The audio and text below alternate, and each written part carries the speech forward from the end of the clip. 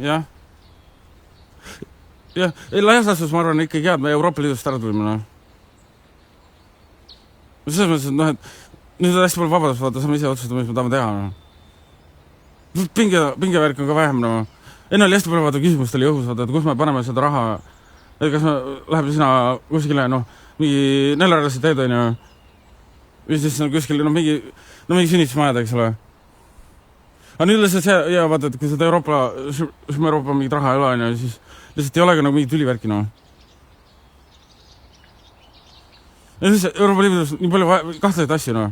Selles mõttes, et üks asi on see mingi Erasmuse programm, on ju. See oli üldse mingisugune poistlapse nimi, noh.